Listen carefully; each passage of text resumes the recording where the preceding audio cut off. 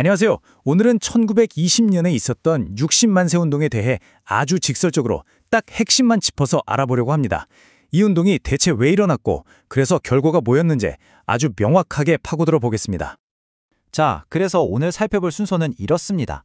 먼저 당시 새로운 사상이었던 사회주의에 대해 알아보고 그 다음 순종의 장례식과 운동의 계획, 그리고 어떻게 학생 주도로 바뀌었는지, 또 경문에는 어떤 목표가 담겨 있었는지, 마지막으로 이 운동이 남긴 두 가지 결과까지 이렇게 5단계로 나눠서 보겠습니다.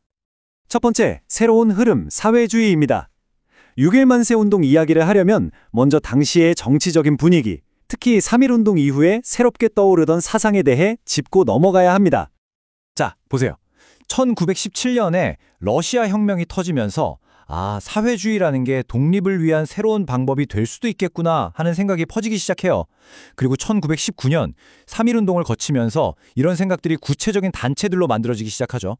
1920년대 초반에는 독서회나 강연 같은 걸로 엄청나게 퍼져나가고요.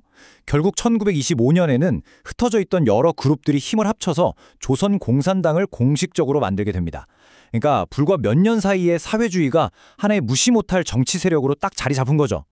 자, 그럼 두 번째, 순종의 장례식과 그 계획에 대한 이야기입니다. 이렇게 커진 사회주의 세력이 어떻게 원래 있던 민족주의 세력과 손을 잡게 됐을까요? 그 계기가 된 사건이 있었습니다. 바로 1920년 4월, 대한제국의 마지막 황제였던 순종이 세상을 떠난 겁니다. 온 나라가 슬픔에 잠겼죠. 그런데 독립운동가들은 이 상황을 그냥 슬퍼만 하고 있지 않았어요. 이걸 하나의 기회로 본 거죠. 그래서 정말 역사적인 일이 벌어집니다. 평소에는 생각이 달라서 좀 으르렁대던 민족주의 계열과 사회주의 계열이 독립이라는 딱 하나의 목표를 위해서 손을 잡은 거예요. 계획은 뭐였냐? 순종의 국장일인 6월 10일 그 장례 행렬이 지나갈 때 대규모 만세 시위를 벌이자는 거였습니다. 자, 세 번째, 학생 주도의 운동입니다. 그런데 말이죠, 이 계획이 그대로 착착 진행됐으면 좋았겠지만 막판에 큰 변수가 생깁니다. 어떻게 된 일인지, 왜 갑자기 학생들이 전면에 나서게 됐는지 한번 보시죠. 결정적인 순간에 문제가 터진 겁니다. 시위를 바로 코앞에 두고 이 모든 걸 계획했던 지도부 인사들이 일제 경찰한테 발각돼서 다 체포돼 버린 거예요. 말 그대로 지휘부가 통째로 사라진 거죠. 운동 자체가 무산될 위기였습니다. 그런데 바로 여기서 학생들이 나섭니다. 지도부가 없다고 우리가 가만히 있을 순 없다, 이거죠. 원래 계획대로 6월 10일에 경문을 뿌리고 거리로 나와서 만세를 외치기 시작한 겁니다. 그래서 이 운동이 순식간에 학생 중심의 운동으로 바뀌게 된 거예요. 네 번째, 경문에 담긴 목표. 그럼 이 학생들이 거리에서 외친 구체적인 요구사항은 뭐였을까요? 당시 뿌려졌던 경문을 보면 아주 명확하게 알 수 있습니다. 가장 첫 번째, 그리고 가장 중요한 목표는 이거였습니다. 대한독립 만세, 독립운동가여 den결하라. 더 이상의 설명이 필요 없죠. 완전한 독립, 이게 핵심이었습니다.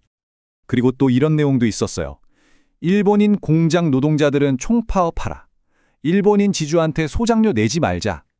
이건 그냥 독립시켜달라는 외침을 넘어서는 거죠. 바로 경제적인 부분까지 건드리는 건데 여기서 사회주의 세력과의 연대가 어떤 영향을 미쳤는지 딱 보이는 대목입니다. 그 외에도 요구사항은 아주 구체적이었습니다. 일본 군대랑 헌병 나가라. 토지 수탈의 상징이었던 동양적식 주식회사 없애라. 세금 못 내겠다. 일본 물건 안 쓴다. 그리고 언론, 집회, 출판의 자유를 보장해라. 보면 정치, 경제, 사회, 거의 모든 분야를 다 아우르고 있죠. 자, 마지막 5번째, 운동의 두 가지 결과입니다. 이렇게 치열하게 일어났던 60만세 운동. 그래서 그 결과는 어땠을까요? 이 운동이 남긴 직접적인 영향들을 한번 짚어보겠습니다. 그래서 6.1 만세 운동의 직접적인 영향이 대체 뭐였냐라고 묻는다면 기록을 바탕으로 딱 두 가지 중요한 답을 알 수 있습니다. 첫 번째는 바로 학생 운동이 엄청나게 활발해졌다는 겁니다. 이 그래프를 한번 보세요. 동맹휴학, 그러니까 학생들이 단체로 수업을 거부하는 거죠. 이 건수가 1925년에는 48건이었는데 운동이 있었던 1926년엔 55건, 그리고 2년 뒤인 1928년엔 83건으로 확 늘어납니다. 학생들이 독립운동의 중요한 힘으로 떠올랐다는 걸 보여주는 데이터죠. 물론 그 과정에서 피해도 엄청났습니다. 일제의 강경 진압 때문에 부상자가 1000여 명 넘게 나왔다고 추정되고요. 수백 명 이상이 체포됐습니다. 그만큼 치열했다는 증거이기도 합니다. 자, 그래서 이 모든 걸 정리해보면 핵심 결과는 딱 두 가지입니다. 첫째, 학생들이 독립운동의 중심 세력으로 확실하게 자리매김했다는 것. 뭐 비밀 결사를 만들거나 동맹 휴학을 조직하는 식으로요. 둘째, 민족주의와 사회주의. 이념은 달라도 힘을 합칠 수 있다는 가능성을 처음으로 보여줬다는 겁니다. 이게 나중에 신간회와 같은 더 큰 연대 조직의 밑거름이 된 거죠. 결국 이 함께 싸웠던 경험이 독립운동의 새로운 길을 열어준 셈입니다. 그리고 자연스럽게 이런 질문으로 이어지죠. 이념을 넘어선 이 연합전선은 과연 다음 단계에서 무엇을 보여주게 될까요?